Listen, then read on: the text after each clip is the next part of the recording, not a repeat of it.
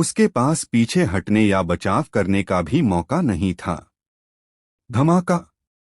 Blade की रोशनी बिना किसी चमत्कार के सीधे रत्नेश के शरीर पर आकर गिरी। उसी क्षण रत्नेश के शरीर के चारों ओर एक घनी दूधिया सफेद रोशनी चमक उठी। उसके कपड़े आश्चर्यजनक रूप से मध्यम श्रेणी के संत आत्मा श्रेणी के रक्षात्मक उपकरण भी थे। जैसे ही ब्लेड की रोशनी पड़ी, कपड़े लगातार फूलते रहे, मानो अपनी रक्षा कर रहे हों। और जैसे ही ब्लेड की रोशनी रत्नेश पर पड़ी, उसने तुरंत एक बड़ा मुंह भर ताजा खून थूक दिया और उसका शरीर पीछे की ओर उड़ गया। उसी समय उसके कपड़ों पर एक प्रकाश कवच प्रकट हुआ, लेकिन जैसे ही वह प्रकट हुआ, ब्लेड की रोशनी से सीधे चकनाचूर हो गया। इसके तुरंत बाद ब्लेड की रोशनी उसके शरीर से टकराई और उसके मध्यम श्रेणी के संत आत्मा ग्रेड के कपड़ों पर दरारें पड़ गईं। लेकिन इसी समय का उपयोग करके रत्नेश ने जल्दी से एक दिव्य पत्थर निकाला और उसे तेजी से निगल लिया। धमाका। जैसे ही उसने उसे निगला, उसके मध्यम श्रेणी के संत आत्मा ग्रेड के कपड़े ब्लेड की रोशनी के प्रभाव को सहन नहीं कर सके और टुकड़ों में बदल गए। दिव्य ब्लेड एक्सट्रीम नाइट एक अर्थ नेदर ग्रेड की वस्तु थी, और हालांकि यह केवल निम्न श्रेणी की थी, फिर भी अपने उच्च ग्रेड के कारण संत आत्मा ग्रेड के उपकरणों पर इसका दमनकारी प्रभाव पड़ा। इसके अलावा 7 तलवारों की तकनीक मूल रूप से सूर्य प्रताप तलवार भगवान का विशिष्ट कौशल था। अगर इस समय देव की साधना इतनी कम न होती तो 7 तलवारों की तो बात ही छोड़िए, एक तलवार भी तारों भरे आकाश के एक हिस्से को नष्ट कर सकती थी। फुफकार। जैसे ही ब्लेड की रोशनी गुजरी, रत्नेश के पसीने छूट गए। उसने अपने शरीर की ओर देखा और जब उसे पूरी तरह से सुरक्षित पाया तो उसने राहत की सांस ली। फिर विशाल ब्लेड की रोशनी रत्नेश के शरीर से होकर गुजरी और सीधे चौक की ओर गड़गड़ाने लगी। इसे रोको, वरना यह चौक इससे नष्ट हो जाएगा। राजेंद्र के हाव भाव बदल गए और जैसे ही उसने कहा, उसकी आकृति एक धमाके के साथ बाहर निकली, अपनी हथेली को एक विशाल पर्वत की तरह लहराते हुए ब्लेड की रोशनी से टकराई। उसी समय निसर्ग और शरत ने भी एक साथ हमला किया। तीनों ने एक साथ हमला किया और अंततः ब्लेड की रोशनी को नष्ट कर दिया। और यह दृश्य देखकर सभी ने एक बार फिर ठंडी हवा की गहरी सांस ली। ड्रैगन देव क्षेत्र के प्रारंभिक चरण के एक साधक द्वारा किए गए हमले को नष्ट करने के लिए वास्तव में 3 ड्रैगन संप्रभु क्षेत्र के साधकों को एक साथ कार्य करने की आवश्यकता थी, अन्यथा चौक इससे काफी हद तक नष्ट हो जाता। इस क्षण ड्रैगन संप्रभु क्षेत्र के लोगों को छोड़कर देव की ओर सभी की निगाहों में भय का भाव था। यहाँ तक कि दीपंकर, जिसने कभी देव से युद्ध किया था, भी अपनी शांत अभिव्यक्ति खो चुका था और उसकी जगह एक गहरी भय की भावना ने ले ली थी। दूसरे परीक्षण के दौरान उसने इस तकनीक का इस्तेमाल नहीं किया। अगर उसने किया होता, मुझे डर है कि यह अनिश्चित है कि मैं अभी यहाँ खड़ा होता या नहीं। दीपंकर की पलकें बेतहाशा फड़कने लगीं और आखिरकार उसने अपने दिल की भावनाओं को दबाने की कोशिश करते हुए बुदबुदाया, वह बहुत ताकतवर है, सचमुच बहुत ताकतवर। इस समय दूसरी ओर देव ने हल्की सी आह भरी। कितना अफसोस है। अगर मैं उसे ठीक करने के लिए निषिद्ध देव तकनीक का इस्तेमाल कर पाता तो उसे दिव्य पत्थर निगलने का मौका भी नहीं मिलता।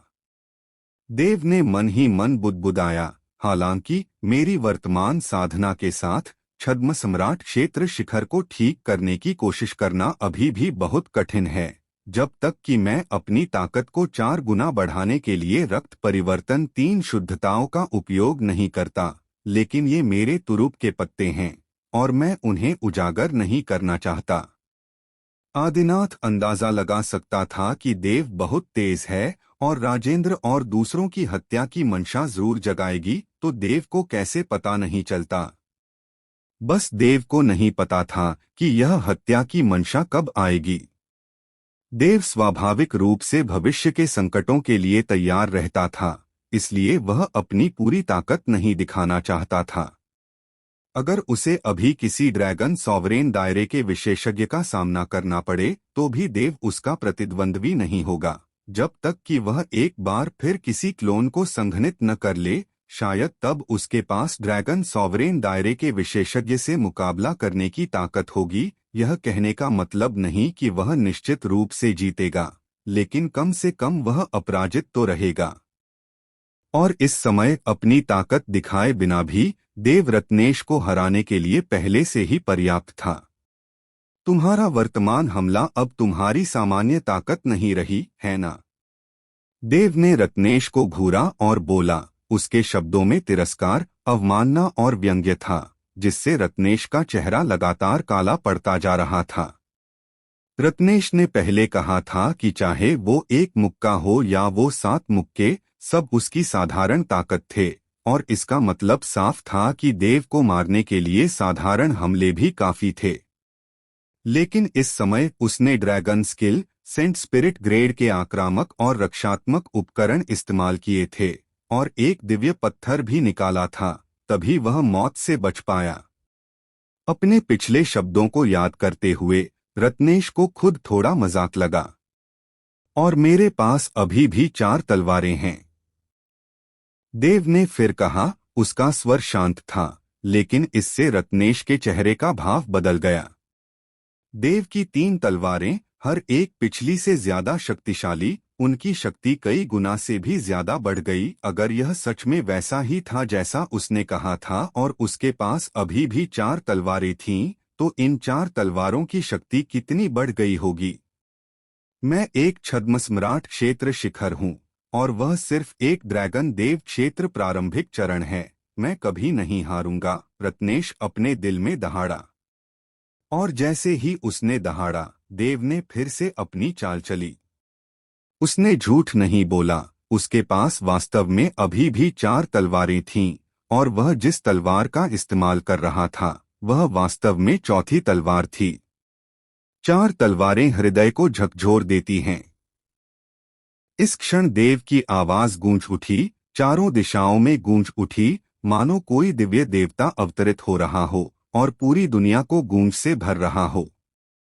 दिव्य तलवार चरम रात्रि आकाश को चीरती हुई पूरे अंतरिक्ष में फैलती हुई निकली। जहां भी वह गुजरी वहां काली दरारें पड़ गईं, और शून्य क्षेत्र कांच की तरह था, परत दर परत बिखरता हुआ, कागज से भी ज्यादा नाजुक।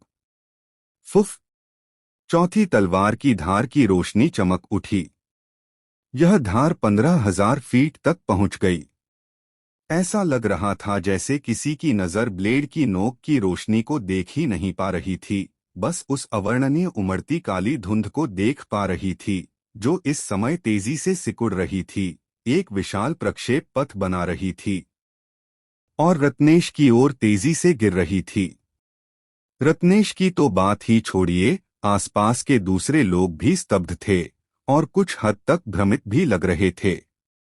और राजेंद्र वगैरह जैसे ड्रैगन संप्रभु क्षेत्र के महाशक्तिशाली लोग अनजाने में ही अपने मन में सोच रहे थे कि अगर वे रत्नेश की जगह होते तो क्या वे इस ब्लेड को रोक पाते। परिणाम? हाँ, वे रोक पाते। लेकिन इस परिणाम से वे खुश नहीं हुए, क्योंकि देव की साधना केवल ड्रैगन देव क्षेत्र की प्रारंभिक अवस्था थी। अगर वह ड्रैगन देव क्षेत्र की मध्य अवस्था तक पहुंच जाता तो क्या वे ऐसे ब्लेड को रोक पाते? अगर वह ड्रैगन देव क्षेत्र की अंतिम अवस्था तक पहुंच जाता तो क्या वे ऐसे ब्लेड को रोक पाते? ड्रैगन देव क्षेत्र के शिखर के बारे में क्या? ड्रैगन संप्रभु क्षेत्र के बारे में क्या? अगर देव सचमुच बदकिस्मत होता और ड्रैगन सॉवरेन दायरे में प्रवेश न कर पाता और छद्म सम्राट दायरे में आ जाता, तब भी उसकी ताकत में जबरदस्त बदलाव आते। क्या उस समय वे ऐसे ब्लेड को रोक पाते? तब इसका उत्तर निश्चित रूप से उतना आसान नहीं होता जितना अब है। यह अज्ञात था। इसके अलावा देव जिस प्रतिभा और क्षमता का प्रदर्शन कर रहा था, उसे देखते हुए किसी को भी संदेह नहीं था कि वह भविष्य में ड्रैगन सॉवरेन दायरे में प्रवेश कर पाएगा या नहीं। उस समय दीपंकर ने ड्रैगन गॉड दायरे की शक्ति से एक छद्म सम्राट दायरे के प्रारंभिक चरण को मार डाला था, जिसे एक विलक्षण प्रतिभा माना जाता था। सभी को लगा कि उसके लिए ड्रैगन सॉवरेन दायरे में प्रवेश करना आसान होगा, और उसकी तुलना में देव स्पष्ट रूप से अधिक शक्तिशाली था, इसलिए ड्रैगन सॉवरेन दायरे में प्रवेश करने की संभावना और भी अधिक होगी। इसलिए उसे मरना ही होगा। राजेंद्र, शरत, निसर्ग और अन्य लोगों के दिलों में उस समय बस यही विचार था। वे देव को आगे बढ़ने नहीं देंगे, जरा भी नहीं, बिल्कुल नहीं।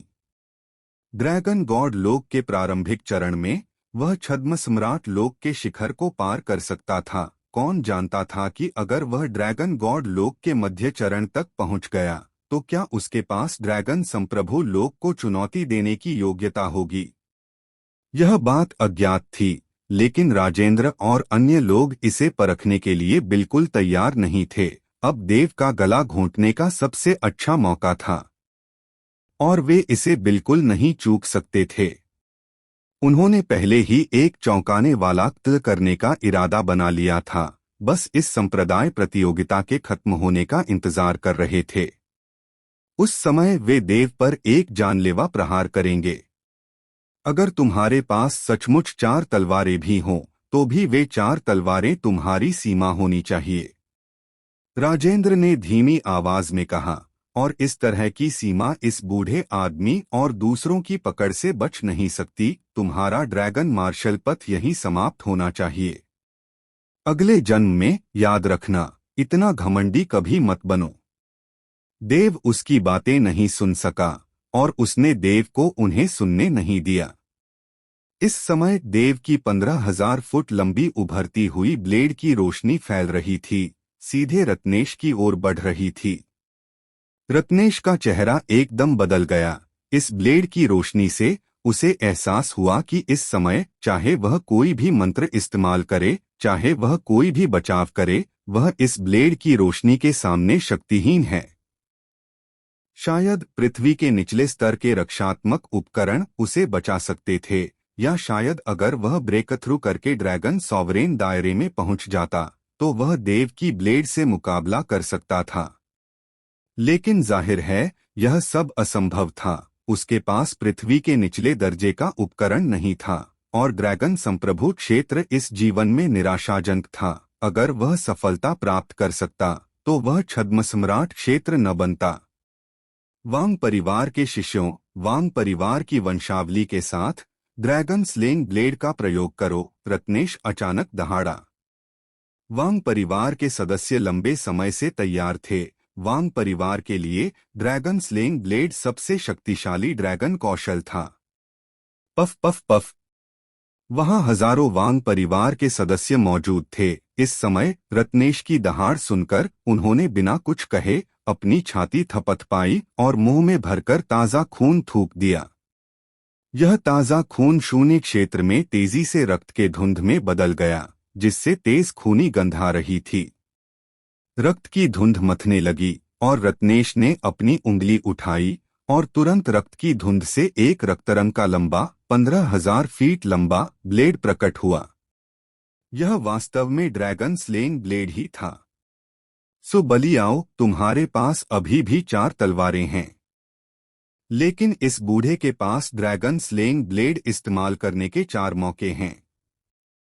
रत्नेश ने देव को घूरते हुए, दांत पीसते हुए कहा, इस बूढ़े को लगता है कि तुम्हारी सीमा सिर्फ आखिरी 4 तलवारें हैं। अगर तुम इन 4 तलवारों से ड्रैगन स्लेइंग ब्लेड को नष्ट कर दो तो यह बूढ़ा मान लेगा कि यह बूढ़ा तुम्हारा विरोधी नहीं है। लेकिन अगर तुम हार गए तो इस बूढ़े को अपना सिर काटने का दोष मत देना। वांग परिवार की वंशावली का उपयोग करके 10,000 वांग परिवार के सदस्यों की ताकत के साथ इस संप्रदाय से मुकाबला करने के लिए, चाहे तुम मानो या न मानो, तुम अब इस संप्रदाय के विरोधी नहीं हो। देव ने अपना सिर हिलाया, उसके शब्द शांत थे। हालांकि यदि आप इस ड्रैगन स्लेइंग ब्लेड के साथ इस संप्रदाय से मुकाबला करना चाहते हैं तो यह संप्रदाय आपके साथ खेल सकता है। मुझे आपको बताना चाहिए, अखाड़े में 1000 वांग परिवार के शिष्यों ने भी इस ड्रैगन स्लेइंग ब्लेड का इस्तेमाल किया था, लेकिन अंत में वे मेरे फीनिक्स संप्रदाय के स्टाररी स्काई डिवाइन गार्ड की 3 महान तलवार संरचनाओं द्वारा विस्फोट कर मारे गए। हालांकि उस अखाड़े में हजारों लोग हैं, लेकिन 600 से भी कम मेरे वांग परिवार के हैं। इस समय मैं हजारों वांग परिवार की वंशावली को सक्रिय कर रहा हूं ताकि यह ड्रैगन स्लेइंग ब्लेड निकल सके, जो तुम्हारा सर्वनाश करने के लिए काफी है। रत्नेश ने गंभीरता से कहा, अपनी उंगली से शून्य क्षेत्र में एक रेखा खींचते हुए। रक्तलाल आकाश को हिला देने वाला लंबा ब्लेड नीचे गिरा, सीधे देव द्वारा छोड़े गए ब्लेड की रोशनी की ओर बढ़ रहा था। चौथी तलवार हृदय को हिला देती है। हृदय को हिला देने का क्या अर्थ है? देव ने रत्नेश को घूरा, उसके चेहरे पर अचानक एक मुस्कान आ गई। रत्नेश की आंखों में उतरती इस मुस्कान ने उसके दिल की धड़कनें तेज कर दी। चालें चल रही हैं। सारी शक्ति के सामने तुम्हारी छोटी छोटी योजनाएं बेकार हैं। रत्नेश ने ठंडी सांस ली। योजनाएं? देव मंद मंद मुस्कुराई, मैं पहाड़ों और समुद्रों को हिला सकता हूं, मैं समय को प्रवाहित कर सकता हूं। अब यह चौथी तलवार तुम्हारे हृदय को भी झकझोर सकती है। धमाका! जैसे ही देव ने बोलना समाप्त किया, दोनों ब्लेड लाइटें जोर से टकराईं। एक काली एक लाल, वे आकाश पर छा गईं। सबकी नजरों से ओझल हो गईं। बस ये काली और लाल, स्वर्ग को हिला देने वाली ब्लेड लाइटें दिखाई दे रही थीं। एक विशाल ध्वनि, मानो मध्य क्षेत्र का विनाश हो गया हो, गर्जना की तरह गूंजी, बहरा कर देने वाली। अनगिनत लोग पीछे हट गए, आकाश में ऊंचे खड़े। करोड़ों लोग लहरों में तब्दील हो गए, उन 2 ब्लेड लाइटों के प्रभाव से पीछे हटने को मजबूर हो गए। ये 2 ब्लेड लाइटें शून्य लोक में एक दूसरे से टकराईं, जिससे एक अवर्णनीय दृश्य प्रभाव पड़ा। ऐसा लग रहा था मानो पूरी दुनिया को रोशन करने वाला जिन यांग अवरुद्ध हो गया हो और केवल ये 2 ब्लेड लाइटें ही दिखाई दे रही थीं। इस क्षण देव ने अचानक अपनी उंगली आगे बढ़ाई और गहरी काली तलवार की रोशनी की ओर तेजी से इशारा किया। देव ने कहा था कि इस तलवार को हृदय गति कहते हैं। धमाका! जैसे ही देव की उंगली नीचे की ओर उठी, रत्नेश का हृदय जोर से कांप उठा। यह कंपन बहुत अचानक आया, उसे पता भी नहीं चला कि क्यों। और युद्ध के बाद रत्नेश के हृदय में अचानक भय की एक तीव्र भावना जाग उठी। उसने अचानक ऊपर देखा, उसकी आंखें भय से भर गईं और वह अनायास ही पीछे हट गया। लेकिन उसका पीछे हटना उसके मनोबल पर एक बड़ा आघात था। उसके हर कदम के साथ उसका हृदय लगातार कांप रहा था। धीरे धीरे रत्नेश के चेहरे पर उन्माद छा गया, मानो वह गिरने ही वाला हो। उसका मन कांप रहा था, वह ड्रैगन स्लेइंग ब्लेड का प्रयोग जारी नहीं रख पा रहा था। उसे लगा मानो उसका वंश इसी क्षण ढहने वाला है और उसकी आंखों में ड्रैगन स्लेइंग ब्लेड बिखरने के कगार पर लग रहा था। नहीं, नहीं! रत्नेश ने अचानक ऊपर देखा। सुबलियाओ, मैं 973 वर्षों से छद्म सम्राट के राज्य में डूबा हुआ हूं। मैंने जीवन और मृत्यु को बहुत उदासीनता से देखा है। तुम मेरा मन नहीं हिला सकते। ध्वस्त! एक दहाड़ के साथ रत्नेश ने फिर से अपना हाथ हिलाया और रक्त के धुंध से एक और ड्रैगन स्लेइंग ब्लेड संघनित हो गया। 2 ड्रैगन स्लेइंग ब्लेडों के प्रकट होने से रक्त का धुंध तेजी से सिकुड़ गया और उसका मूल आकार केवल आधा ही रह गया। अगर एक ड्रैगन स्लेइंग ब्लेड तुम्हें नष्ट नहीं कर सकता, तो 2 कर देंगे, रत्नेश दहाड़ा। बहुत कमजोर!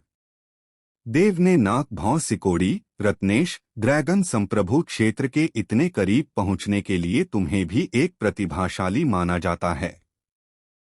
तुम्हारा भाग्य बहुत ऊंचा है और तुम्हारी जन्मजात प्रतिभा भी ठीक ठाक है। लेकिन तुम तो आखिरकार सिर्फ एक छद्म सम्राट क्षेत्र के शिखर हो। तुम्हें फिर कभी ड्रैगन संप्रभु क्षेत्र बनने का मौका नहीं मिलेगा। तुम्हारा जीवन काल केवल 27 साल बचा है। 27 साल बाद तुम धूल में मिल जाओगे, तुम्हारी आत्मा उड़ जाएगी और आत्मा बिखर जाएगी। एक छद्म सम्राट क्षेत्र होने के नाते तुम्हारे पास पुनर्जन्म का भी मौका नहीं है। बकवास। रत्नेश पागल लग रहा था, उसकी आंखें गुस्से से लाल हो गई थीं। देव का हर शब्द उसके दिल में लगातार गूंज रहा था। हालांकि ये साधारण शब्द थे, दूसरों को ताने लग रहे थे, लेकिन उस समय रत्नेश के दिल में इन शब्दों ने एक जबरदस्त उथल-पुथल मचा दी थी, मानो ये शब्द ही उसकी शक्तिशाली आत्मा को हिला सकते थे। शायद सिर्फ वही जानता था, और सिर्फ छद्म सम्राट क्षेत्र के लोग ही जानते थे कि देव ने जो कहा वह छद्म सम्राट क्षेत्र के लोगों को अस्वीकार्य था। केवल 1000 साल का जीवन काल, मृत्यु के बाद पुनर्जन्म लेने में असमर्थ, और जीवित रहते हुए केवल ड्रैगन संप्रभु क्षेत्र के नीचे हमेशा के लिए डूबे रहने में सक्षम, पार करने में असमर्थ। ये सभी शब्द ड्रैगन संप्रभु क्षेत्र की ओर इशारा करते हैं। एक हृदय दानव थे। चौथी तलवार हृदय को हिलाती है। यह दूसरों के हृदय को नहीं, बल्कि रत्नेश के हृदय को हिलाती है।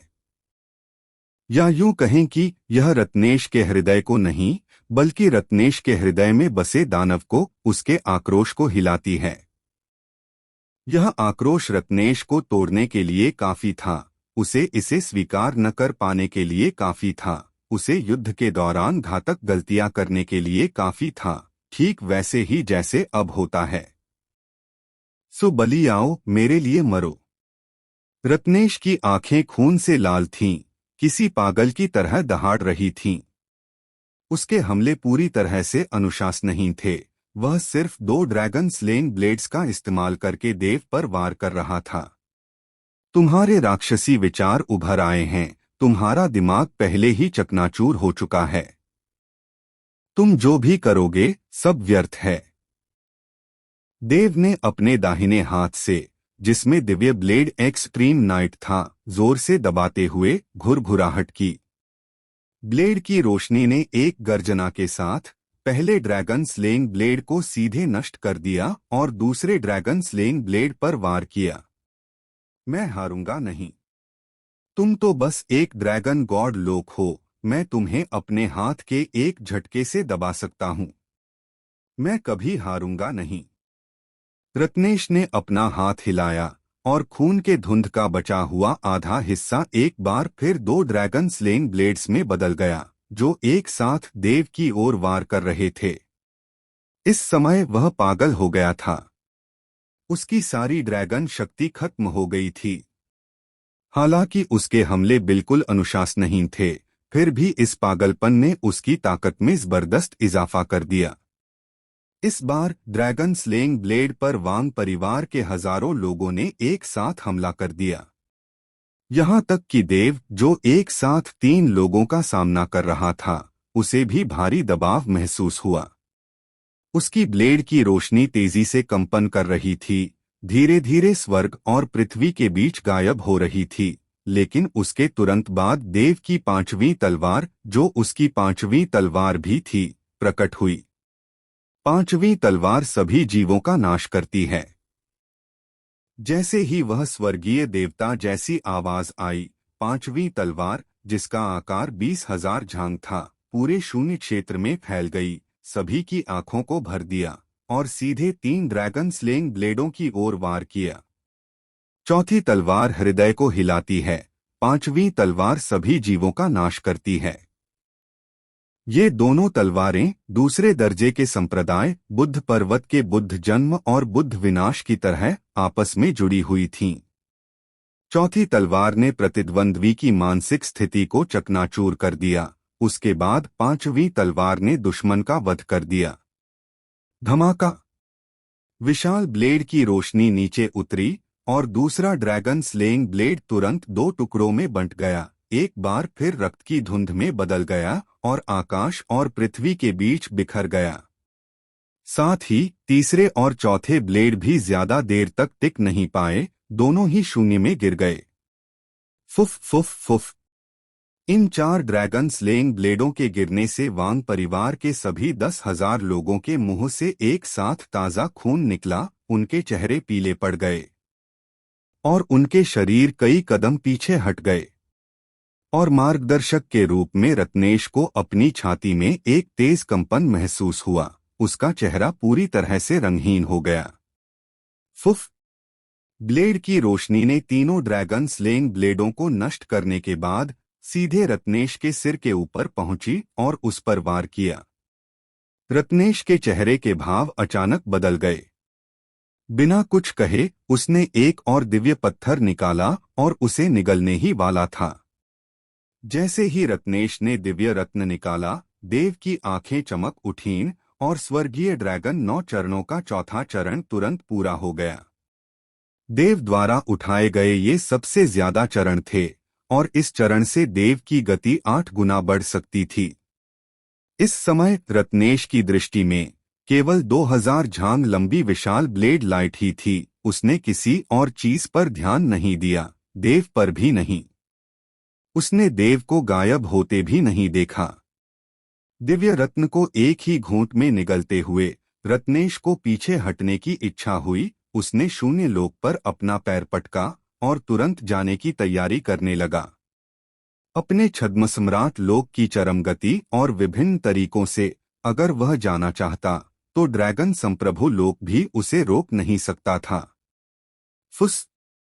ब्लेड लाइट नीचे की ओर गिरी, रत्नेश के शरीर के पास से गुजरी। स्पष्ट रूप से रत्नेश का भौतिक शरीर एक पल के लिए 2 हिस्सों में बंट गया, लेकिन इस समय एक सुनहरी रोशनी टिमटिमाई जिसने रत्नेश की सारी चोटों को तुरंत ठीक कर दिया और रत्नेश का शरीर भी उसी क्षण ठीक हो गया। अपनी सबसे तेज गति से बाहर निकला, दूर भागने के इरादे से।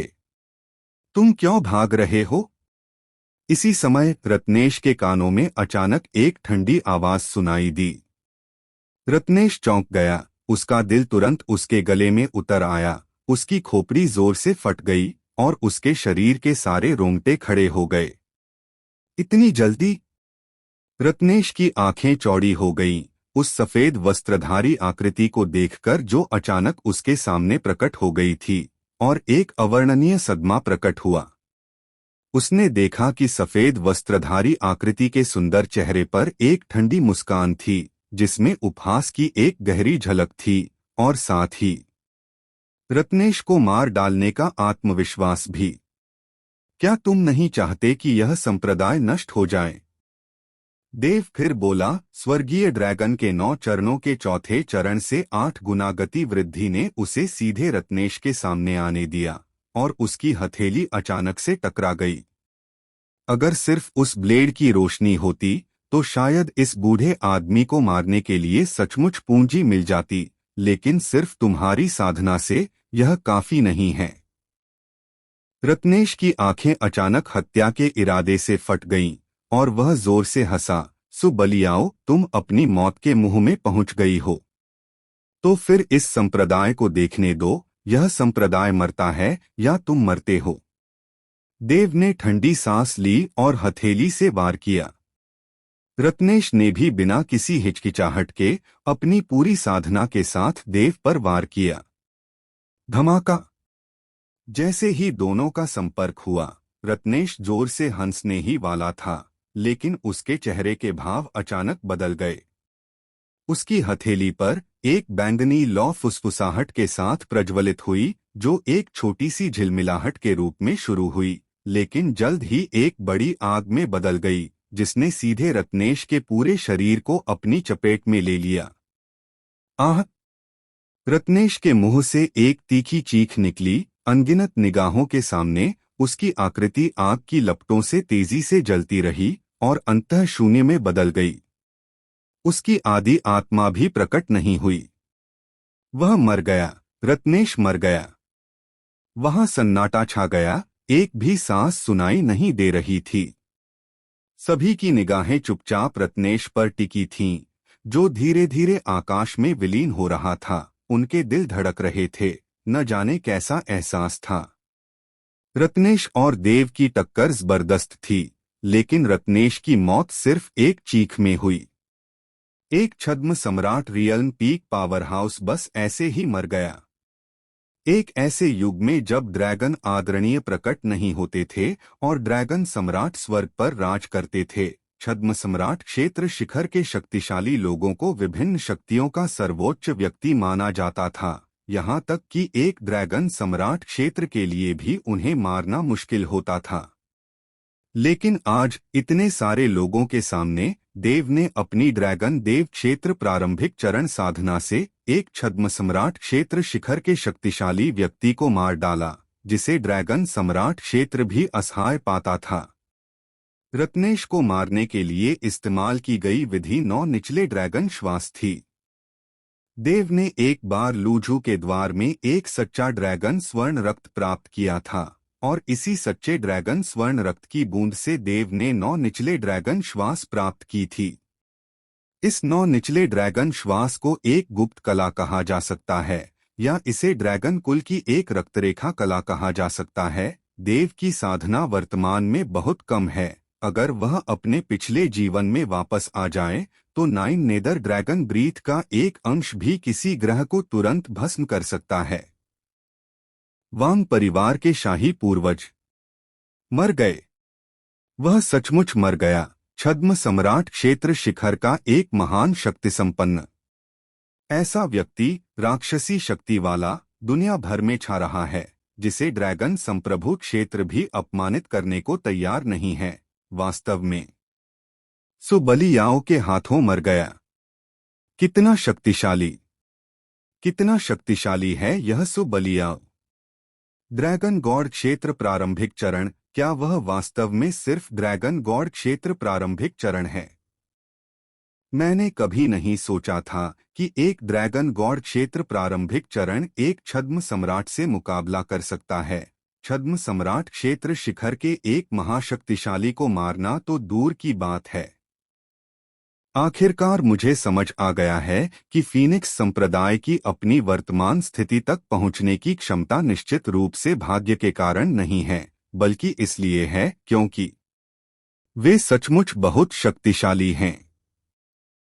सु बलियाओ की परवाह किए बिना ऐसा लगता है कि फीनिक्स संप्रदाय का हर व्यक्ति अपने साधना स्तर से ऊपर युद्ध कर सकता है। उनकी साधना को देखते हुए वे केवल ड्रैगन कोर क्षेत्र, ड्रैगन आत्मा क्षेत्र और यहाँ तक कि ड्रैगन रक्त क्षेत्र ही हैं, लेकिन उनकी शक्ति ड्रैगन देव क्षेत्र से बिल्कुल भी कम नहीं है। यह फीनिक्स संप्रदाय किस प्रकार की साधना तकनीक का अभ्यास करता है? एक अद्भुत संप्रदाय। यह वास्तव में एक अद्भुत संप्रदाय है।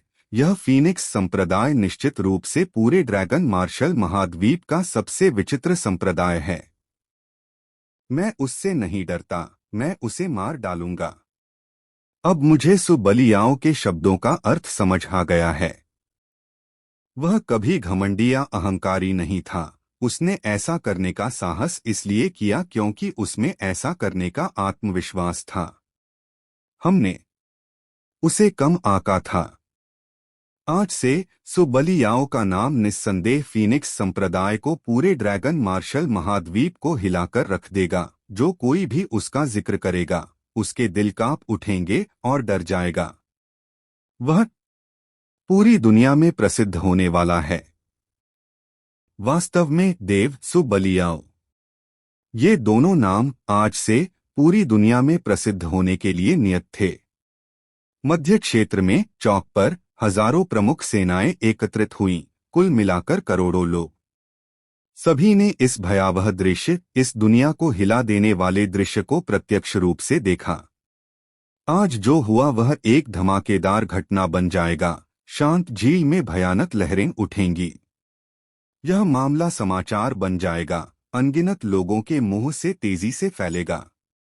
जो लोग कभी सु बलियाओ को नीचा समझते थे, वे हमेशा के लिए अपना मुंह बंद कर लेंगे, और जो लोग कभी फीनिक्स संप्रदाय को नीचा समझते थे, वे कृपा पाने के लिए उनकी दहलीज पार कर जाएंगे।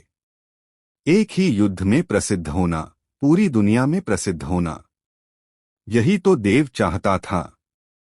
जब फीनिक्स संप्रदाय छोटा था, जब उसकी ताकत कम थी, तब भी वह जानबूझकर कम ही दिखाई देता था। अगर उसके मन में घमंड भी होता तो भी वह इतनी तीखी धार नहीं दिखाता। लेकिन अब बात अलग थी। ड्रैगन संप्रभु राज्य के नीचे उसके पास सचमुच अजेय शक्ति थी, और वह ऐसी पूंजी थी कि ड्रैगन संप्रभु राज्य के लिए भी उसे मारना मुश्किल होता। अभिमान, यह पहले एक अपमानजनक शब्द था, लेकिन देव के लिए इस समय यह एक प्रशंसात्मक शब्द बन गया। यह देव का अभिमान था, वह अभिमान जो उसमें हमेशा से था।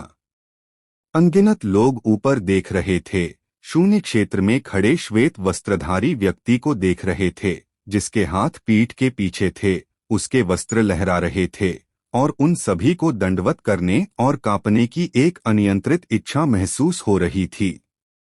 संप्रदाय गुरु शक्तिशाली है, संप्रदाय गुरु अजेय है।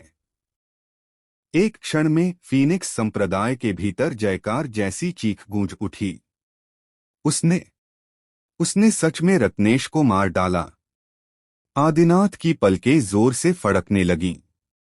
उसके पास कितनी चालें हैं? मैं भी शायद रत्नेश को पूरी तरह से नहीं पकड़ पाऊंगा। ज्यादा से ज्यादा मैं उसके भौतिक शरीर को मार सकता हूं, लेकिन जहां तक उसकी आदिम आत्मा की बात है, यह कहना मुश्किल है कि मैं उसे नष्ट कर पाऊंगा या नहीं। फिर भी सुबलियाओ, उसने सचमुच उसकी दिव्य आत्मा को नष्ट कर दिया। हे चौथे अंकल, अब समझ आ गया ना? कविशा आदिनाथ की ओर हंसते हुए बोला, क्या तुम हमेशा नहीं कहते थे कि मैं उसके बारे में शेखी बघार रही थी? अब तुमने उसकी ताकत देख ली है ना?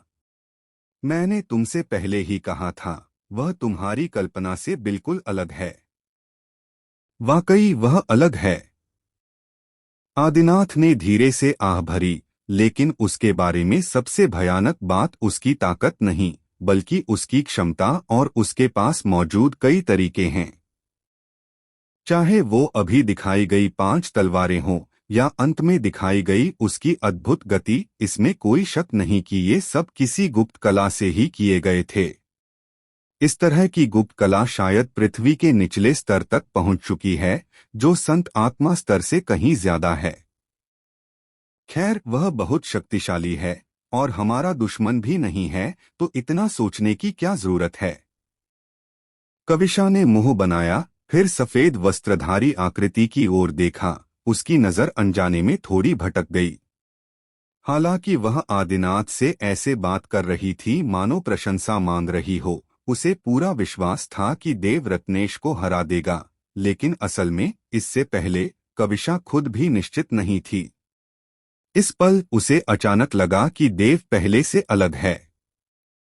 वह एहसास बहुत जटिल था, शब्दों में बयां करना मुश्किल।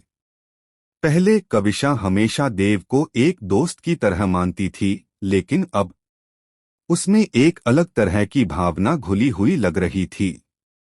अरे छोटी बच्ची!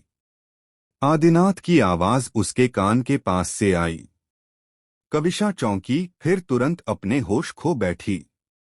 ओह चौथे अंकल, क्या कुछ गलत? कविशा का सुंदर चेहरा लाल हो गया। मैंने तुम्हें 4-5 बार फोन किया है, तुम किस बारे में सोच रही हो? आदिनाथ ने शरारती मुस्कान के साथ पूछा। कविशा का सुंदर चेहरा तुरंत और भी लाल हो गया। उसने जल्दी से अपना सिर हिलाया और कहा, ओह, मैं कल्टिवेटिंग के बारे में सोच रही थी। चौथे अंकल ने मुझे किस लिए बुलाया है? कल्टिवेटिंग के बारे में सोच रही हूँ। मुझे लगता है कि तुम रोमांटिक महसूस कर रही हो, है ना? आदिनाथ खिलखिलाकर हंस पड़ा। चौथे अंकल, तुम बहुत परेशान कर रहे हो। कविशा ने तुरंत अपना छोटा सा चेहरा सीधा किया, लेकिन उसकी चकराती निगाहों से आदिनाथ को एक अलग भाव दिखाई दिया। यह सुबलियाओ, इसका असली नाम देव है ना? आदिनाथ ने पूछा। हाँ, कविशा ने थोड़ा सिर हिलाया। वह सचमुच तुम्हारे लायक है। इस व्यक्ति की योग्यता भयानक है और उसकी भविष्य की क्षमता दुर्जेय है। अगर वह जवान नहीं मरा तो बहुत मुमकिन है कि वह तुम्हारे पिता जैसा ही बन जाए, आदिनाथ ने कहा। सच में? कविशा की बड़ी बड़ी आंखें चौड़ी हो गईं। आदिनाथ को मुस्कुराते हुए देखकर उसने तुरंत प्रतिक्रिया दी, अपने छोटे छोटे पैर पटकते हुए बोली, चौथे चाचा, आप क्या कह रहे हैं? क्या योग्य है और क्या अयोग्य? मेरे मन में ऐसे विचार नहीं आते। इसके अलावा देव की पहले से ही एक पत्नी है और बच्चे भी हैं। इस पर कविशा ने निराशा के भाव दिखाए। मुझे पता है, लेकिन जहां तक मुझे पता है, लगता है उसकी एक से ज्यादा पत्नियां हैं, है ना? और वे बहनें हैं, आदिनाथ ने कहा। हाँ, कविशा ने सिर हिलाया। वन ब्लेड पैलेस की शक्ति के साथ देव की जांच करना स्वाभाविक रूप से बेहद आसान था। देव के पुनर्जन्म के बारे में न जानने के अलावा वे शायद हर छोटी बड़ी बात जानते थे, यहाँ तक कि देव के अंडरवियर का रंग भी। तो क्या यह काफी नहीं है? आदिनाथ हंसा। पुरुष, खासकर शक्तिशाली पुरुष, कई पत्नियां रख सकते हैं। मुझे विश्वास नहीं होता कि तुम्हारी सुंदरता और पृष्ठभूमि को देखते हुए अगर तुम उससे शादी करने पर अड़ी होती तो देव तैयार नहीं होती। ओह चौथे चाचा, तुम बहुत परेशान करने वाले हो, मैं अब तुमसे बात नहीं करूंगी। कविशा ने अपनी छोटी छोटी मुट्ठियां भींच लीं और आदिनाथ को मारती रही। उसके छोटे और खूबसूरत रूप ने वन ब्लेड पैलेस के सभी लोगों को तुरंत चौंका दिया। लेकिन फिर अगर यह चौथे चाचा की इच्छा के अनुसार है, अगर तुम सच में शादी करना चाहती हो तो तुम्हें मुख्य पत्नी होना ही होगा। मैं वन ब्लेड पैलेस का प्रतिष्ठित यंग पैलेस लॉर्ड किसी और की उपपत्नी कैसे हो सकता हूँ? अगर देव तैयार है तो मैं, चौथा चाचा, तैयार नहीं हूँ, आदिनाथ ने कहा। चौथे चाचा, अगर आप ऐसा ही करते रहे तो कविशा बहुत गुस्सा हो जाएगा, कविशा ने जोर से कहा। ठीक है, चौथे चाचा अब और नहीं बोलेंगे, ठीक है? आदिनाथ ने अपना सिर हिलाया और मुस्कुराया। इतने लंबे समय तक जीवित रहने के कारण वह स्वाभाविक रूप से अच्छी तरह जानता था कि कविशा क्या सोच रहा था।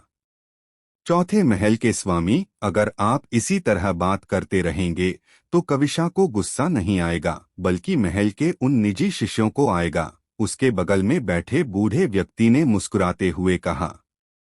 नागार्जुन के 4 भाई, लेकिन वन ब्लेड पैलेस का केवल एक ही महल स्वामी था, और वह था नागार्जुन।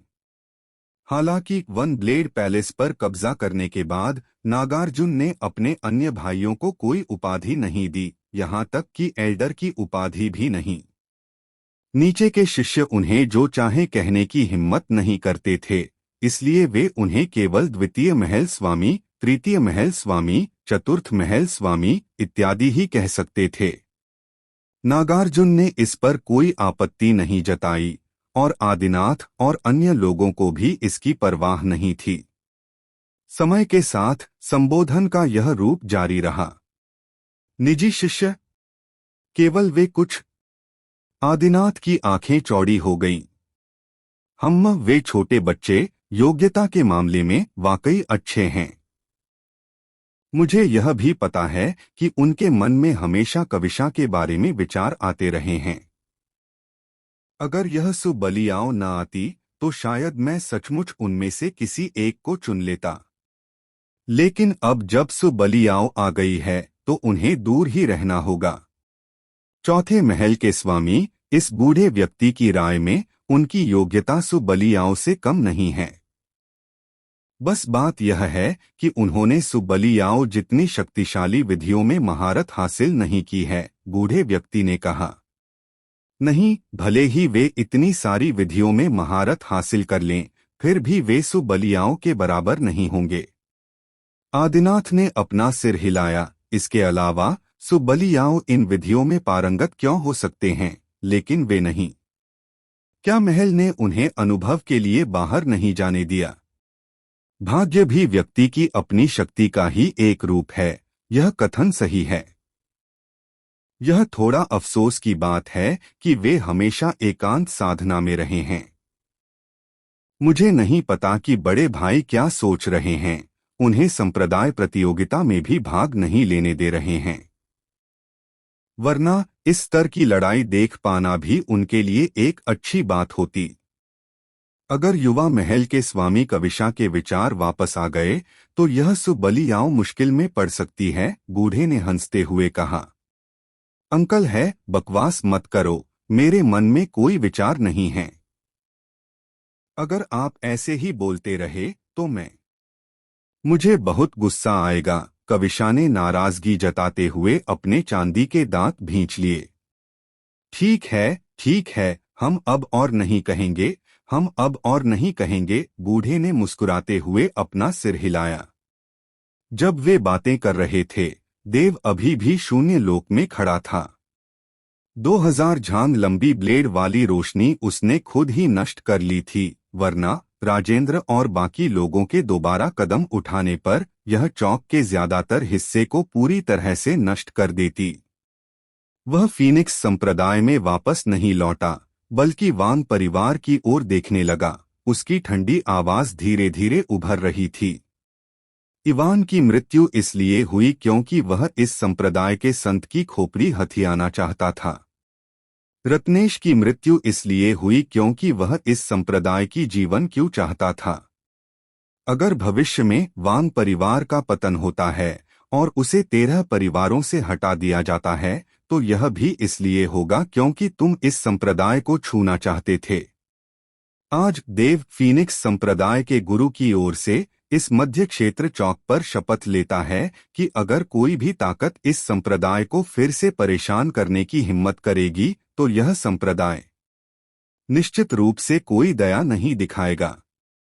हम्मा, क्या बड़ी बात है, राजेंद्र ने ठंडी सांस ली। क्या वह सचमुच सोचता है कि वह अपनी ताकत से हमारे कई महासंप्रदायों को धूल चटा सकता है? शरत ने भी अपनी आवाज प्रसारित की। हालांकि फीनिक्स संप्रदाय शक्तिशाली है, लेकिन उसकी सबसे बड़ी ताकत सुबलियाओं है। उसके मरते ही फीनिक्स संप्रदाय स्वाभाविक रूप से उस पेड़ की तरह बिखर जाएगा जिसके बंदर भाग गए हों। वे नरम मिट्टी के ढेर के अलावा कुछ नहीं हैं, निसर्ग ने धीमी आवाज में कहा। अमर दाओ दरबार और विशाल द्वीप से संपर्क करो। क्या वे तैयार हैं? राजेंद्र ने प्रसारित किया। जब यह संप्रदाय प्रतियोगिता समाप्त होगी तो हमें सुबलियाओं को एक ही झटके में मार डालना होगा। उसकी विकास गति बहुत तेज है। उसकी साधना कुछ भी नहीं है, लेकिन जो वास्तव में आश्चर्यजनक है वह है उसकी अंतर्निहित शक्ति और उसकी अवर्णनीय रूप से शक्तिशाली स्वर्ग विरोधी विधियां। उसे मारने के लिए हमें पूरी तरह से तैयार रहना होगा। हाँ, अगर वह नहीं मरा तो वह निश्चित रूप से एक बड़ी आपदा बन जाएगा। निसर्ग ने गहरी सांस ली, उसकी आंखों में जानलेवा इरादे चमक रहे थे। देव के बोलने के बाद वह मौन के बीच शून्य लोक से कदम दर कदम नीचे उतरा और फीनिक्स संप्रदाय में लौट आया। अनगिनत निगाहों में कई अजीबोगरीब रंगों से झिलमिला रही थीं। ये सभी महिलाएं थीं। देव का रूपरंग असाधारण रूप से सुंदर नहीं था, लेकिन बेहद परिष्कृत था। उसके लंबे बाल उसके कंधों पर लहरा रहे थे और हवा चलने पर उसकी लटें उसकी भौहों को छू रही थीं। सफेद कपड़े पहने उसके कपड़े हवा में लहरा रहे थे और उसका सीधा सादा शरीर इन महिलाओं के दिलों पर गहरी छाप छोड़ रहा था। बेशक जिस चीज ने सबसे गहरी छाप छोड़ी वह थी उसकी ताकत। क्या वह सचमुच 30 साल से कम उम्र का है? उसका नाम सुबलियाओ है और उसका असली नाम देव है ना?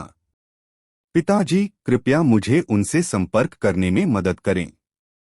हालांकि उनका व्यक्तित्व घमंडी है, लेकिन कहा जाता है कि वे लोगों को पूरी तरह से अस्वीकार नहीं करते।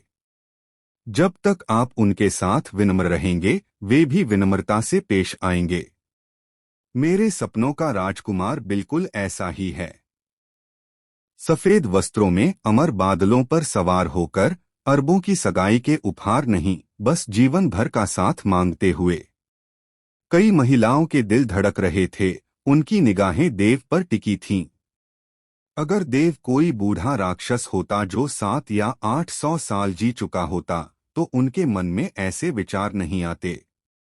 मुख्य बात यह थी कि देव 30 साल से कम उम्र का था, जो एक बेहतरीन उम्र थी, जिससे स्वाभाविक रूप से इन युवतियों के दिलों में हलचल मच गई। हम उनमें से हर एक वे अपनी तरफ देखती भी नहीं। वे संप्रदाय के गुरु के साथ होने का सपना कैसे देख सकती हैं? दिव्या ने ठंडी सांस ली, क्योंकि उसके कानों में लगातार कुछ महिलाओं की बातें सुनाई दे रही थीं। फीनिक्स संप्रदाय के पीछे कई गुटों की महिलाएं देव पर नजर रख रही थीं।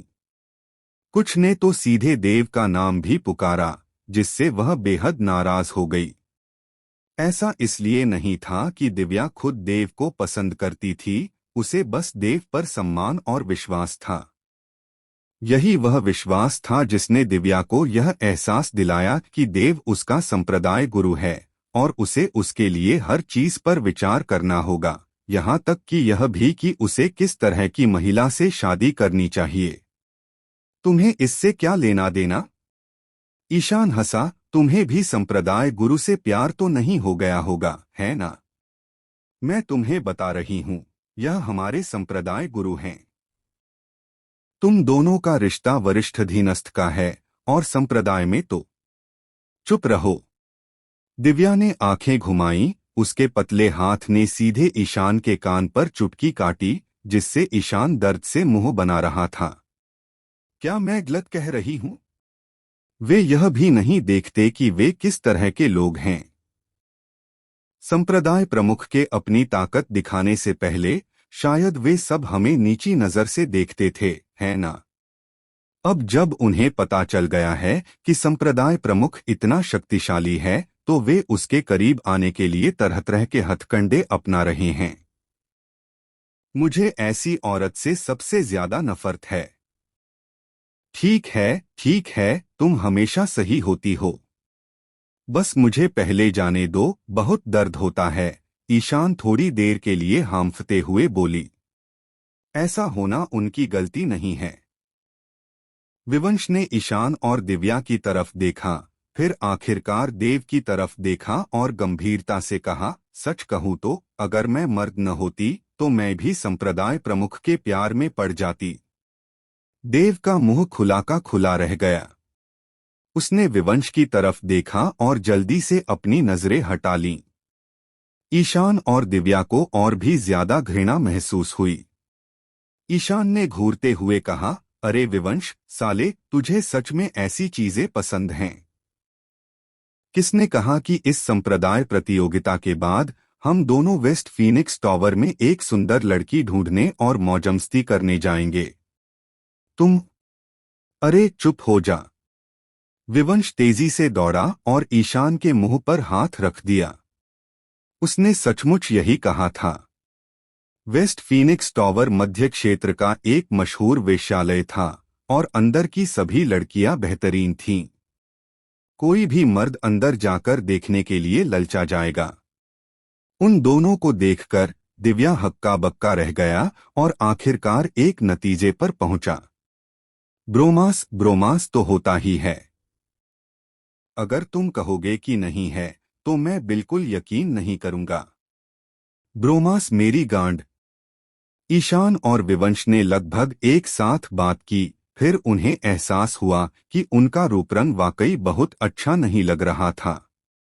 वे तुरंत अलग हो गए और गला साफ करने लगे मानो कुछ हुआ ही न हो। बस प्रतियोगिता पर ध्यान दो। देव ने उदासीनता से कहा, एरिना मुकाबलों के इस दौर के बाद शीर्ष 25 के लिए प्रमोशन मैच होंगे। तुम्हें उनके तरीकों का अच्छी तरह से अध्ययन करना चाहिए ताकि तुम उनका सामना करने के लिए मानसिक रूप से तैयार रह सको। हम तीनों ने सिर हिलाया। एरिना मैच अभी खत्म नहीं हुए थे, क्योंकि देव और रत्नेश की पिछली लड़ाई के कारण आपसी सहमति से उन्हें रोक दिया गया था। अब जब देव की लड़ाई खत्म हो गई थी, तो एरिना मैच स्वाभाविक रूप से जारी रहे। जैसे ही देव प्रतियोगिता को ध्यान से देख रही थी, एक महिला अचानक पास से दौड़ती हुई आई। रुको! हालांकि उसके पास पहुंचने से पहले ही उसे टाउन ड्रैगन डिवाइन गार्ड ने रोक दिया। मैं वह महिला थोड़ी घबराई हुई लग रही थी, उसका सुंदर चेहरा लाल हो गया था। वह सुंदर और निर्मल थी, बिना किसी भारी श्रृंगार के। कई लोगों की निगाहों में उसका सुंदर शरीर थोड़ा कांप रहा था। आप कौन हैं?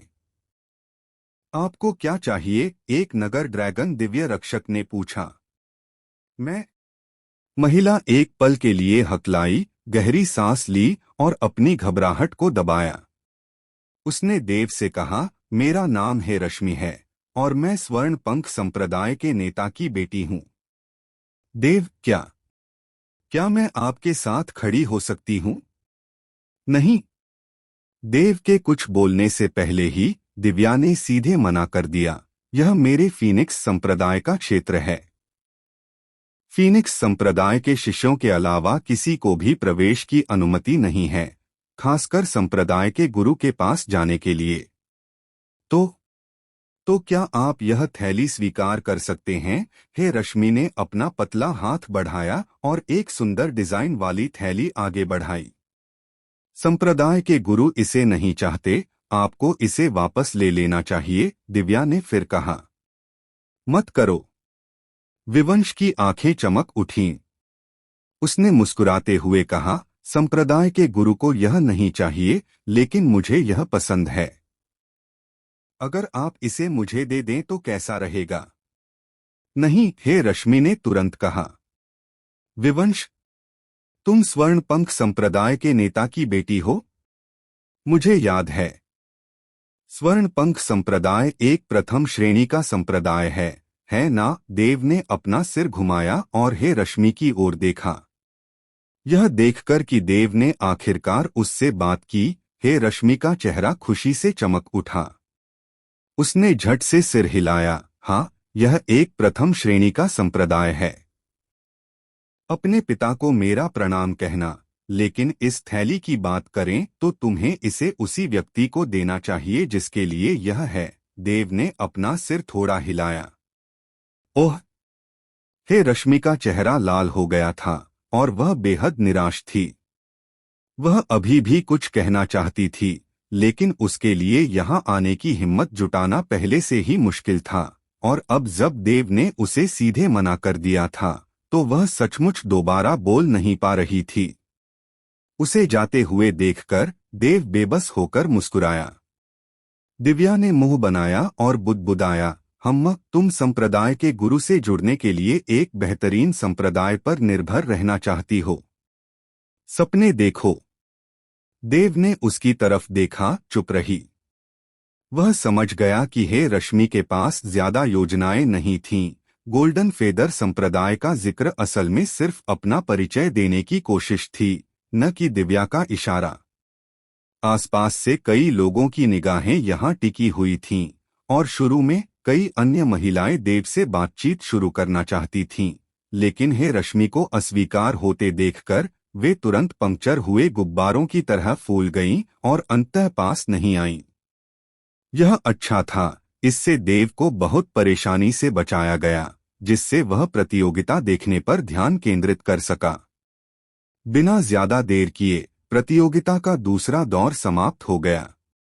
शीर्ष 25 रैंक पूरी तरह से तय हो चुकी थीं। उनमें 10 सुपर सेक्ट के अलावा 9 हेवंस टॉवर, फीनिक्स सेक्ट और वे महान परिवार, साथ ही 2 प्रथम श्रेणी के सेक्ट भी थे। चांगान माउंटेन गेट उनमें से एक था। वह ज्ञानसागर सेक्ट भी उनमें से एक था। 13 परिवार थे: अंबर परिवार, वर्धन परिवार, संगति परिवार, सोंग परिवार, जी परिवार, ली परिवार, वांग परिवार, हान परिवार, यादव परिवार, वशिष्ठ परिवार, सहाय परिवार, चेन परिवार और स्टार्क परिवार। अंबर परिवार पहले ही दौर में बाहर हो चुका था और वांग परिवार भी फीनिक्स संप्रदाय द्वारा अपनी लड़ाई में पूरी तरह से नष्ट कर दिया गया था। इसलिए स्वाभाविक रूप से उनका भी बाहर होना स्वाभाविक था। इसके अलावा ली परिवार, सहाय परिवार और चेन परिवार भी बाहर हो चुके थे। ये सभी सेनाएं मिलकर पहले से ही 23 स्थानों पर काबिज थीं। जहां तक अंतिम दो की बात है, तो वे स्वाभाविक रूप से ड्रैगन मार्शल कॉमर्स और क्लाउडसी कॉमर्स थे, जो अमरदाव दरबार के अधीन थे। यह नहीं कहा जा सकता कि ये दोनों chamber of commerce Wanbao chamber of commerce से ज्यादा मजबूत हैं। केवल इतना कहा जा सकता है कि अंबर परिवार का दुर्भाग्य था।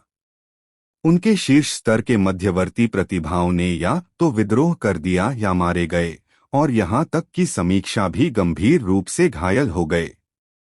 यह कहा जा सकता है कि इस संप्रदाय प्रतियोगिता में उनका कोई उत्तराधिकारी नहीं था। चूंकि शीर्ष 25 रैंक पहले ही तय हो चुके थे, इसलिए आगे के अखाड़े के मैच जारी रहने थे।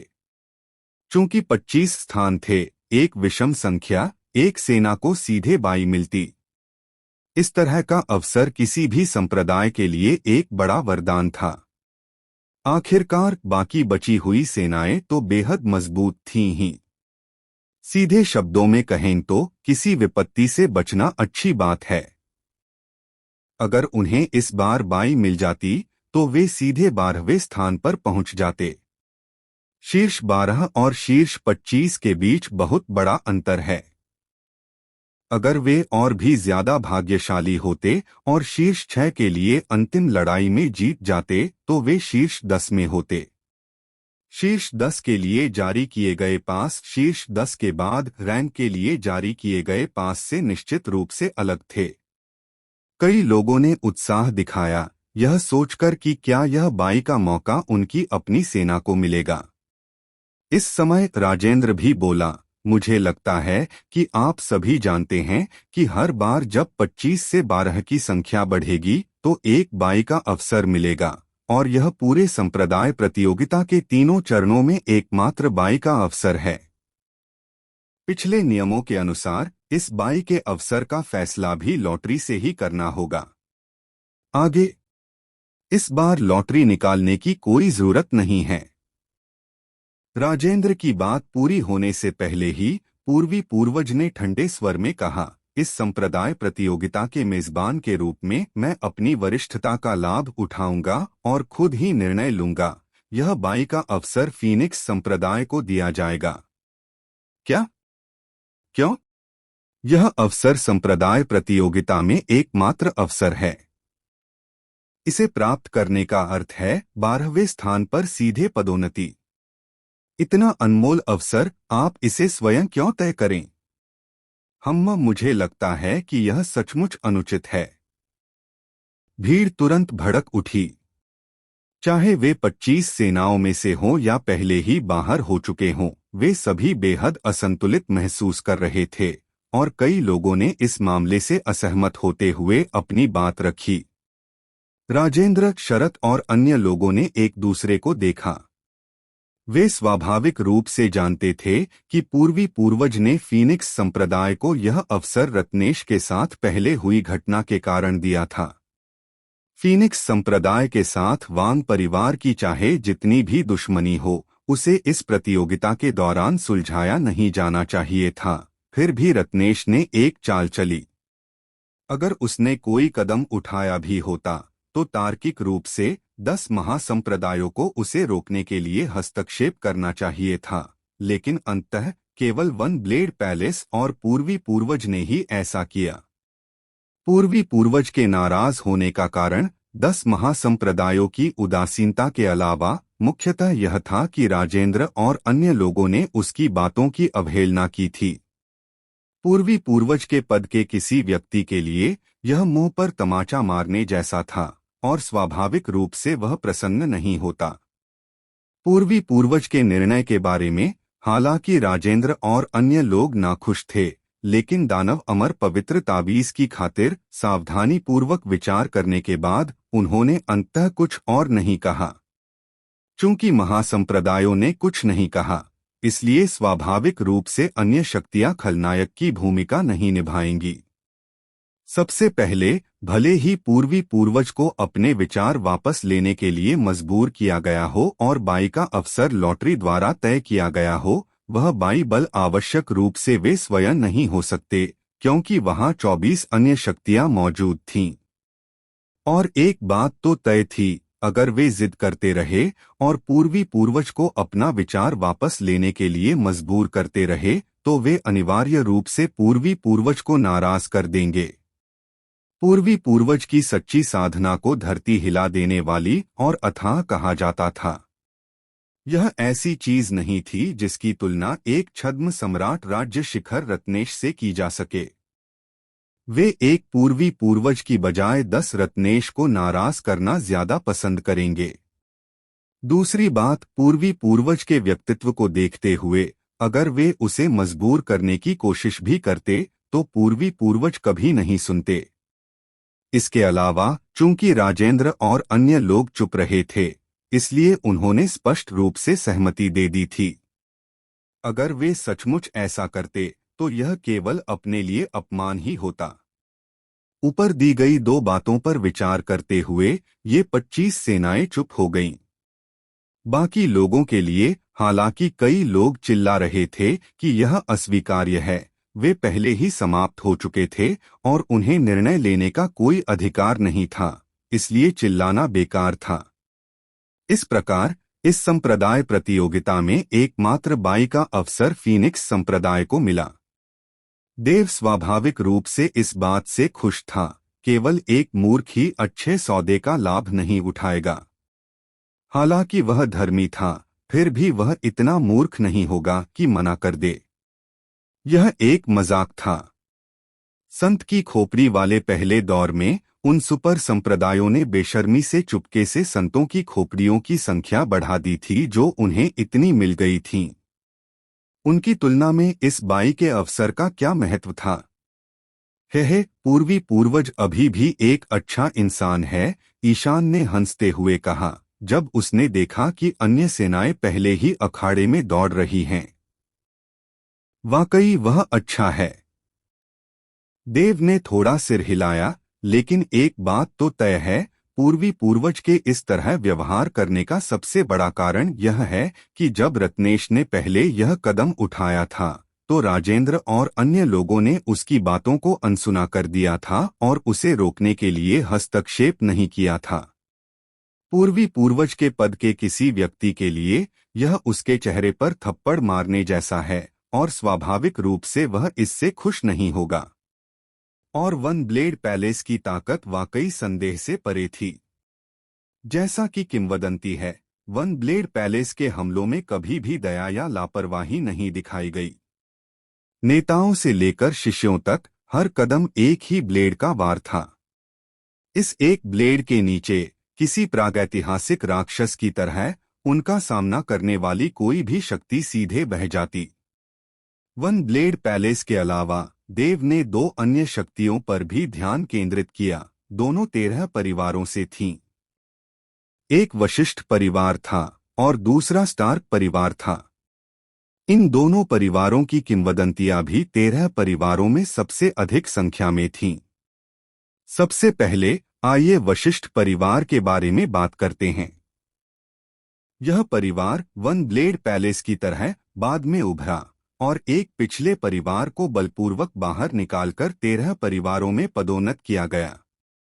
अपने उद्भव से लेकर वर्तमान तक वशिष्ठ परिवार 50,000 वर्षों से अधिक समय से अस्तित्व में नहीं है।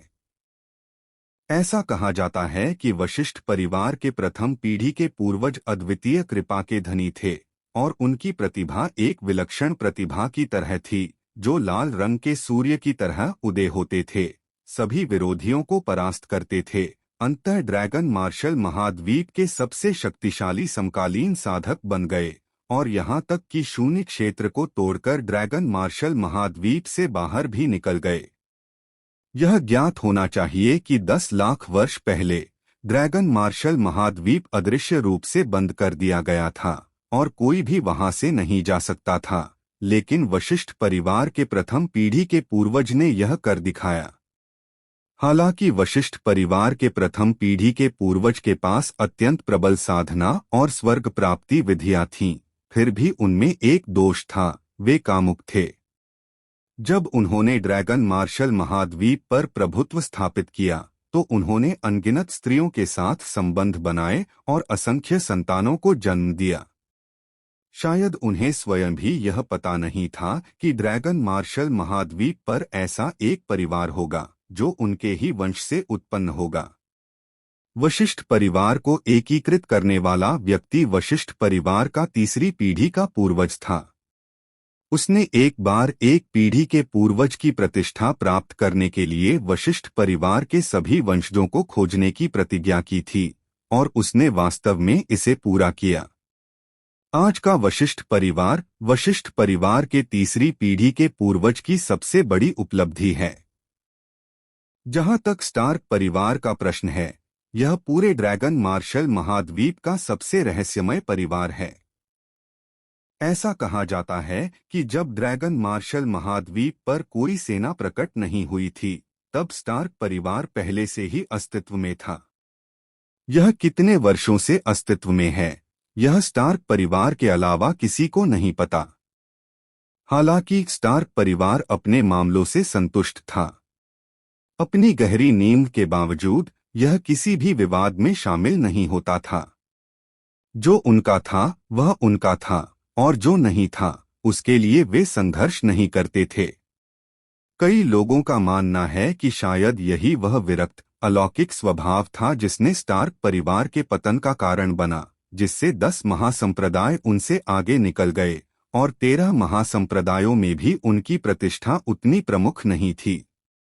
लेकिन कुछ अन्य लोगों का मानना है कि स्टार्क परिवार ऊपरी तौर पर 13 महासंप्रदायों में से एकमात्र है और 10 महासंप्रदायों का मुकाबला नहीं कर सकता, लेकिन स्टार्क परिवार की नींव किसी महासंप्रदाय से पूरी तरह से मुकाबला कर सकती है या उससे भी आगे निकल सकती है। बस स्टार्क परिवार की कम प्रसिद्धि के कारण दुनिया धीरे धीरे उनके रहस्यमय मूल को भूल गई। इन दोनों विचारों के बीच देव का झुकाव दूसरे वाले की ओर था। उसने स्टार्क परिवार की गतिविधियों को देखा था। सब कुछ बहुत शांत था, जरा भी उथल पुथल नहीं थी, फिर भी हर बार वे मुकाबला जीत जाते थे। उन्होंने देव को एक ऐसा एहसास दिया जो सादगी की ओर लौट रहा था। 13 परिवारों में स्टार्क परिवार का नाम सबसे नीचे था, लेकिन देव को लग रहा था कि स्टार्क परिवार की ताकत 13 परिवारों में सबसे ज्यादा है। यह एक अंतर्ज्ञान था जिसका आकलन करना असंभव था। जल्द ही कुछ सेनाओं के लिए मुकाबलों का तीसरा दौर समाप्त हो गया। वन ब्लेड पैलेस सबसे पहले आया, जिसने जी परिवार को, जिसे उन्होंने लॉटरी से चुना था, पूर्ण लाभ के साथ हरा दिया। वशिष्ठ परिवार ने अपनी तीक्ष्णता का प्रदर्शन करते हुए अपना युद्ध समाप्त करने के बाद दूसरा स्थान प्राप्त किया। जब वे अखाड़े से नीचे उतरे तो मंच पर खून का एक गहरा तालाब फैल गया। हान परिवार के कई लोग जिनसे उन्होंने युद्ध किया था, मंच पर ही मर गए। तीसरा था स्टार्क परिवार। उनका प्रतिद्वंद्वी सोंग परिवार था। तैमूर के नेतृत्व में जब उन्हें एहसास हुआ कि उनका कोई मुकाबला नहीं है, तो उन्होंने निर्णायक रूप से हार मान ली। स्टार्क परिवार ने उनका पीछा नहीं किया और सम्मानपूर्वक प्रणाम करके इस मुकाबले को समाप्त कर दिया। ये पहली 3 ताकतें ही थीं जिन पर देव ने सबसे ज्यादा ध्यान दिया था। सचमुच देव स्टार्क परिवार को देख रहा था और मन ही मन सोच रहा था, वन ब्लेड पैलेस और वशिष्ठ परिवार एक ही चीज हैं, लेकिन इस स्टार्क परिवार के हमले बेहद शांत हैं। फिर भी सोंग परिवार के सदस्यों के चेहरों से पता चलता है कि वे भारी दबाव का सामना कर रहे थे। तैमूर ने निर्णायक रूप से हार मान ली क्योंकि वह टिक नहीं पा रहा था और जानता था कि वह उनका प्रतिद्वंद्वी नहीं है। यह स्टार्क परिवार कुछ रहस्यमय है। जैसा कि पूर्वी पूर्वज ने कहा था, लॉटरी निकालना वाकई बेहद निष्पक्ष था। इस दौर में 25 आगे बढ़कर 12 हो गए और सुपर सेक्ट अब एक दूसरे से बच नहीं सकते थे। ताइपिंग संप्रदाय का सामना तलवार अमर मकबरे से, पवित्र आत्मा हॉल का सामना विशाल द्वीप से, दानव क्षेत्र का सामना जेड शून्य महल से और अमर दाओ दरबार का सामना युद्ध देवता संप्रदाय से हुआ। आखिरी चांगान पर्वत द्वार का सामना 13 परिवारों में से एक वर्धन परिवार से हुआ। ज्ञानसागर संप्रदाय, जो एक प्रथम श्रेणी का संप्रदाय भी था, का सामना 13 परिवारों में से एक हान परिवार से हुआ। ड्रैगन मार्शल वाणिज्य और क्लाउड सागर वाणिज्य दिलचस्प थे। ड्रैगन मार्शल महाद्वीप के व्यापारिक जगत में सबसे स्पष्ट प्रतिद्वंद्वी होने के नाते इन दोनों व्यापारिक घरानों के बीच एक निर्णायक युद्ध हुआ। शेष यादव परिवार और चेन परिवार, जो दोनों 13 परिवारों से थे, प्रतिद्वंद्वी बन गए। ये परिवार और संगति परिवार भी वही थे। समय बीतने के साथ शीर्ष 12 या यूं कहें कि शीर्ष 13 का अंतः परिणाम निकला। सबसे पहले स्वाभाविक रूप से फीनिक्स संप्रदाय था, जिसे बाई मिली थी। इसके बाद वन ब्लेड पैलेस, वशिष्ठ परिवार, स्टार्क परिवार, दानव क्षेत्र, पवित्र आत्मा हॉल, ताइपिंग संप्रदाय, चांगान पर्वत द्वार, युद्ध देवता संप्रदाय, हान परिवार, ड्रैगन मार्शल कॉमर्स, चेन परिवार और संगति परिवार थे। ये अंतिम 13 शक्तियां थीं। यह नहीं कहा जा सकता कि वे अन्य शक्तियों से अधिक शक्तिशाली थीं, केवल इतना कहा जा सकता है कि कुछ शक्तियां अत्यंत दुर्भाग्यशाली थीं। उदाहरण के लिए जेड वॉयड पैलेस और अमर दाओ दरबार, यदि उनका सामना चांगान पर्वत द्वार जैसे प्रथम श्रेणी के संप्रदाय या हान परिवार और चेन परिवार जैसे परिवारों से होता, तो वे उन्हें पूरी तरह से हरा सकते थे। दुर्भाग्य से उन्होंने उसी स्तर के सुपर संप्रदायों जैसे ताइपिंग संप्रदाय और दानव क्षेत्र को चुना और केवल हार मान सकते थे। इस स्थिति में जेड वॉयड पैलेस जैसे सुपर सेक्ट्स ने स्पष्ट रूप से इसका अनुमान लगाया था, और उनके विरोधी भी सुपर सेक्ट्स थे, इसलिए वे असहाय थे, लेकिन उन्हें इसे स्वीकार करना पड़ा। हालांकि चांगान माउंटेन गेट ने वास्तव में 13 परिवारों में से एक वर्धन परिवार को हरा दिया, जिसकी कई लोगों ने उम्मीद नहीं की थी। चाहे जो भी हो, वर्धन परिवार 13 परिवारों में से एक था, जिसका आधार बेहद मजबूत था। हालांकि प्रतिस्पर्धा मध्यम स्तर की ताकत के लिए थी, चिराग फीनिक्स सेक्ट में शामिल होने के लिए सहमत हो गया था, और देव ने उसके भक्षक दानव शरीर और दिन के शरीर को खोलने में मदद की थी। इन दो शारीरिक शक्तियों के बल पर चांगान माउंटेन गेट को हराना संभव होना चाहिए था। चांगान माउंटेन गेट ने वास्तव में वर्धन परिवार को हरा दिया। विवंश ने मुंह बनाया, क्या वह आदमी चिराग बकवास खा रहा है? संप्रदाय गुरु ने पहले ही उसकी 2 विशेष शारीरिक शक्तियां सक्रिय कर दी थीं, और उसने उस प्राचीन युद्ध क्षेत्र में काफी सुधार किया था, फिर भी वह चांगान पर्वत द्वार से हार गया। मुझे भी इसकी उम्मीद नहीं थी। ईशान को भी यह थोड़ा अफसोसजनक लगा। इसमें कुछ भी अजीब नहीं है, देव ने उदासीनता से कहा। चांगान पर्वत द्वार अपनी ताकत पर बिल्कुल भी निर्भर नहीं है। अलौकिक राक्षसों की शक्ति के साथ यह उम्मीद के मुताबिक है कि वे चिराग और अन्य लोगों को हरा सकते हैं। यह सुनकर ईशान, विवंश और बाकी सभी ने सिर हिलाया। वे स्वाभाविक रूप से चांगान पर्वत द्वार के विश्वासघात के बारे में जानते थे, लेकिन देव के पास अभी तक दूसरों को इसके बारे में बताने का समय नहीं था। हालांकि यह चिराग है, देव ने सोचा और फिर कहा, आखिरकार उसकी साधना बहुत कम है। 2 शारीरिक रचनाएं सक्रिय होने के बावजूद वह जितना खा सकता है वह सीमित है। संप्रदाय प्रतियोगिता शुरू होने के बाद से उसे साधना करने का समय नहीं मिला है। अगर उसे समय दिया जाए तो उसकी साधना गति में एक भयानक उछाल आएगा, जिसकी आप कल्पना भी नहीं कर सकते। क्या भक्षक दानव शरीर और दिन शरीर सचमुच इतने शक्तिशाली हैं? ईशान ने अपने होंठ चटकाए और कहा, हाँ हैं।